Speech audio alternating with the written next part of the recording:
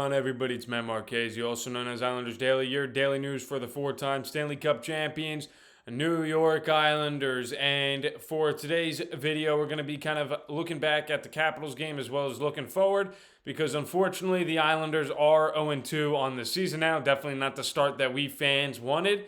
And it's kind of a shame that this has been the start that the Islanders have been dealt with, because their offense has actually looked like pretty solid. They've looked like a solid offense, and they look more fast and more aggressive on the offense, which was the big problem for us in previous years.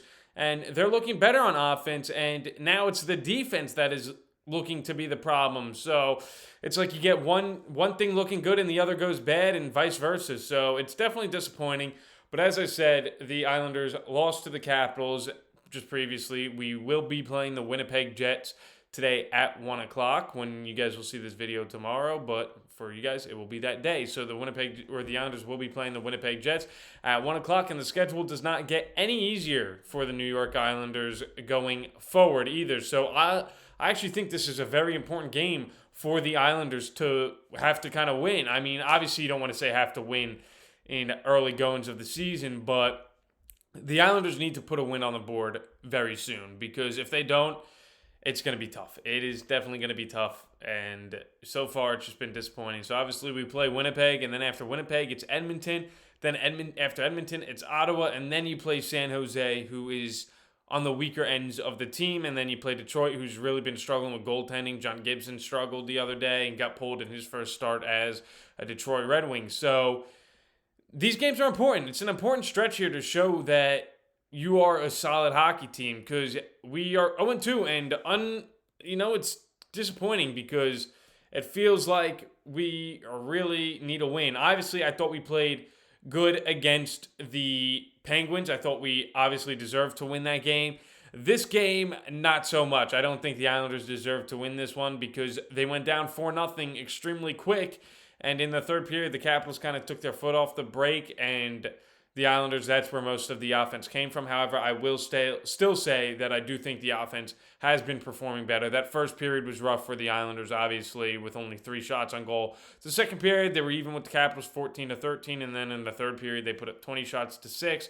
Obviously, the Capitals, toned it back, but the Islanders were pressuring. They were making offense happen in that third period, and we saw it against the Penguins. They do look like they're trying to push more in offensive style-based hockey, but the defensemen are a problem right now for the New York Islanders, and I'm hoping it's just early season rust, because it's very scary.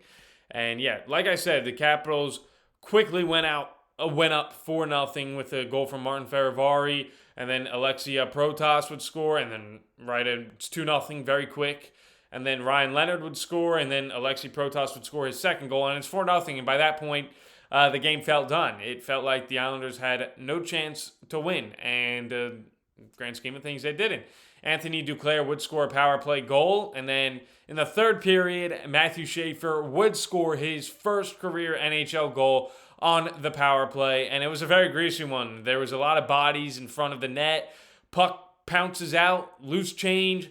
Schaefer comes flying in and just taps it in. So a greasy first goal for Matthew Schaefer, but a huge congratulations to him on that milestone. Hopefully many more to come for us Islander fans as well. It was a cool scene when all the fans started chanting his name and everything.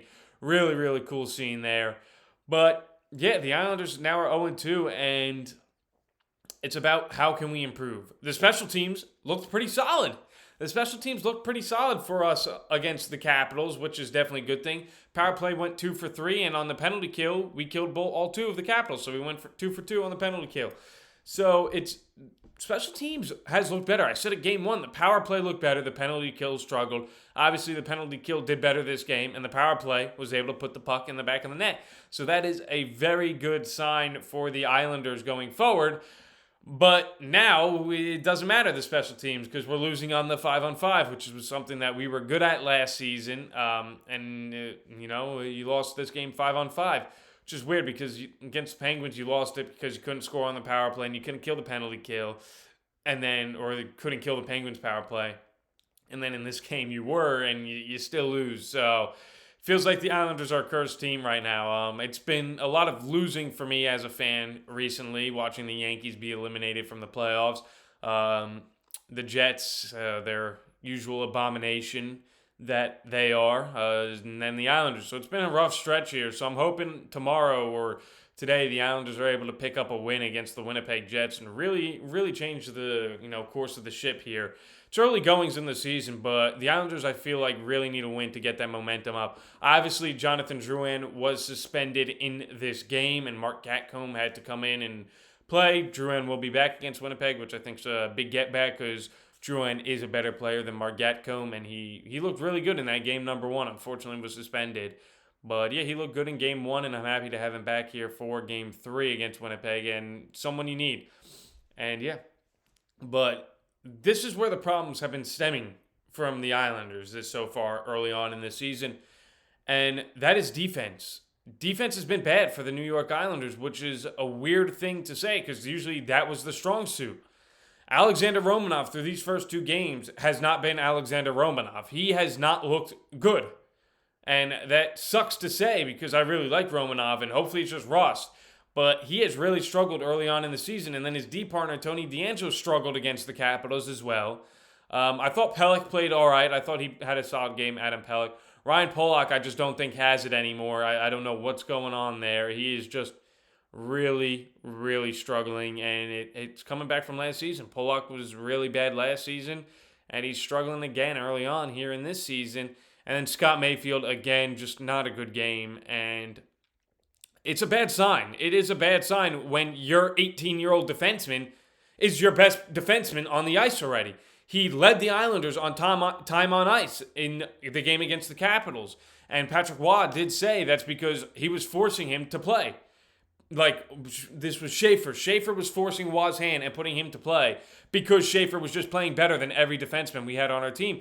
And as great as this is and as generational Matthew Schaefer looks, this cannot be the case for the New York Islanders here early on in the season.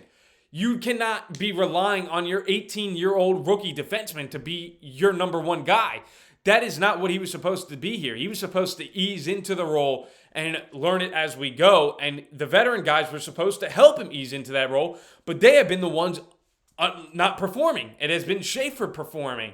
And sooner or later, Schaefer will move up on the D chart quickly, I think, because he's the best defenseman on the Islanders already. I can tell. I know people are saying I was too positive on him and then I was too negative on the team. But watching these two games, Schaefer looks great. He does. He looks better than any defenseman we have right now. And that is saying something because we've had these defensemen for a while. They need to be performing at a level higher than they are right now. Obviously, the first goal was unlucky because, Romanov blocked the Ovechkin shot and it just bounced right to Faravari. But the defense needs to improve and stop allowing these grade A opportunities and turning the puck over. Because if the Islanders don't have a good defense, they cannot win. They cannot win. Yes, the offense has been improved, right? But the offense is not that type of offense that's going to score you 7 goals, 6 goals a game. You can't rely on that. You got to rely on winning games 3-2. 2-1. And that has not been the case so far for the Islanders. They're giving up too many goals early on in the season, and it's something they need to improve on if they want to sustain a winning team. And it's early on in the season, obviously. Hopefully, like I said, it's just getting that rust off. But the first game, I definitely feel like the Islanders should have won. But the second game, the game was over by the second period, and it was like, come on, man. You got to do better. You have to do better. Again, I think the power play looked good. I think the forward lines have been solid. Obviously, there's some kinks in there, but nothing off the top of my head that I can truly say they needed to improve on. It is the defense. The defense needs to be the focus now. What can our defensemen do to play better? Because right now, they are struggling. They are struggling big time, and a struggling D-corps means for a long season. And funny enough, I was just looking because it's, I was reading the prospects and everything for the upcoming draft just for fun and everything and on Tankathon and following all that. The Islanders technically right now, I don't know about results, but I think they are number one on Tankathon due to the strength of schedule or something like that. So if the season ended today, we'd have the best odds to get the number one overall pick, funny enough. But I don't want that to be the case. As great as Gavin McKenna is, I want playoff hockey. And I think every fan should want playoff hockey. But with the way the Islanders have started this season off, that doesn't seem like the case. They need to improve. It's early goings. Hopefully it's just rust, and hopefully the Islanders can come out and beat Winnipeg. It's an early afternoon game, 1 p.m. Hopefully they have their legs under them. Hopefully they're ready to go because the Jets are a good team. You know, they got a great, solid team, the Winnipeg Jets, and it's going to be a tough one.